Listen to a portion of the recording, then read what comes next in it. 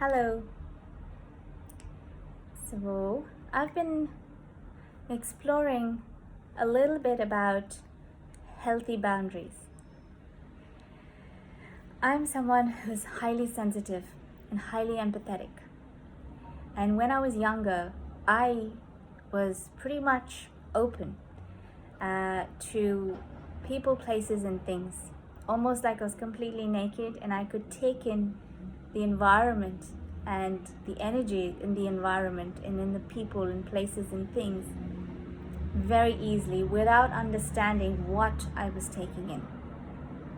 And that is a natural way of being for someone who's sensitive, someone who's empathetic, and also someone who embodies a female or feminine energy. We receive, our body naturally receives, and it takes in the external world, takes in life in its fullest form, and then transforms that into love in the purest form and gives it back to the universe. And so if that wasn't my natural way of being, it was only obvious that I would take in everything that was around me. But I didn't realize it at the time, but I was always exhausted, always overwhelmed. I suffered from anxiety, I suffered from panic attacks, and I couldn't understand, apart from everything else that I was going through in my own personal life, the external world was just simply overwhelming and wasn't sustaining or keeping me safe in the way that I was observing other people who are moving about in their everyday life. And then the only natural way that I could keep myself safe and sane was to completely shut down, completely retreat, and put on my iron armor, which came across as being very controlled, because that was how I knew how to keep myself safe. That was how I knew how to not take in energy. In the process, not taking life in at all the good and the bad. And I felt very shut down, very disconnected.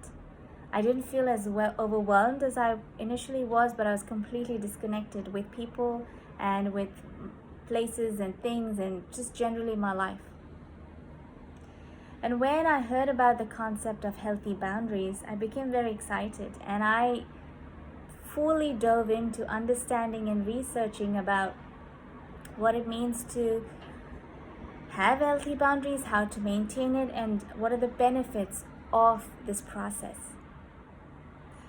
And then the quest of maintaining a balance between healthy boundaries became my life. I was in this quest. Unknowingly, I had put so much pressure on myself to find this good balance of maintaining healthy boundaries that it started to disempower me, and it started to take me down that rabbit hole again, because I felt like I wasn't doing it right, because I felt that everyone else knew how to maintain healthy boundaries, and I felt that I still couldn't find a way in this world where I could feel completely open and safe to be myself and to receive the world, and yet not feel overwhelmed or assaulted by information and energy, external energy in my life. And as I've been playing with this tension, this tug of war within myself, I realized one thing. When I'm in nature, I actually don't need to maintain any boundary. I can be completely boundaryless. I can show up in nature and feel fully naked and exposed and receive everything that nature has fully without ever feeling off balance. In fact, it fills me up so much so that I'm on a complete high. Ever felt that in nature? And then I started to think, and then obviously nature became an addiction. But I also started to think, if places like nature, I can feel completely safe, to put down my boundaries and receive. How about spending time in places, spending time with people and things where I actually don't have to maintain these hardcore boundaries or even healthy boundaries? So here's the thing. For people who are sensitive and empathetic, the fact is maintaining any boundary, even if it is healthy, takes a lot of effort, because our natural way of being is to embody this boundaryless, mergy quality in the world that we live in.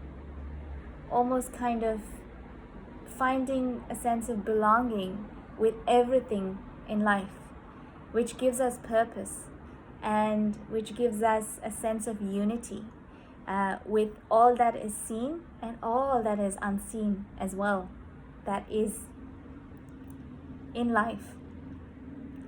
And so if we're spending effort and time and energy on finding this healthy boundary, it is going to be draining for our natural state of being.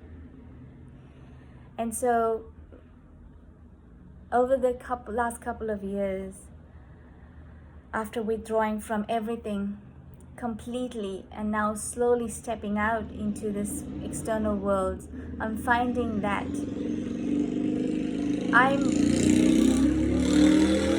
wow, that was loud. I'm finding that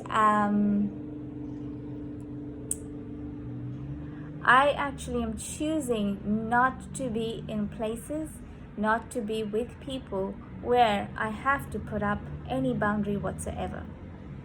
Of course, there is a need for healthy boundary, but when that healthy boundary is a requirement in a needs-by basis in the moment, it actually feels very healthy because I don't have to sustain it long term.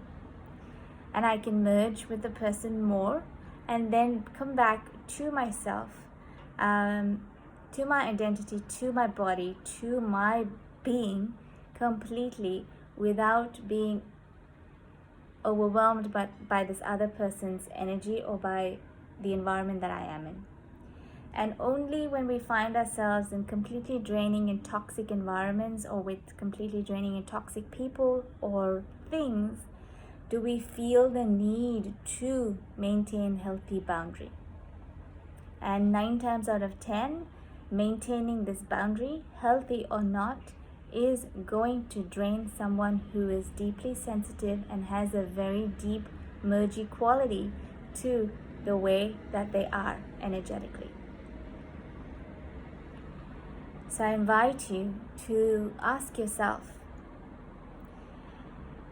if you're finding yourself needing to put up healthy boundaries more often than not, are those people, are those environments really that important to you, where it's not sustaining you, not keeping you safe and secure in your everyday life? And how can you find a more respectful, more honoring way of being where you can actually receive the world in the way that your body and your heart and your soul intended, through your sensitivity, without needing to completely lose yourself in the process? Thank you so much for watching this video, and I hope to be back again very soon. So until then, take care, and I will talk to you again soon.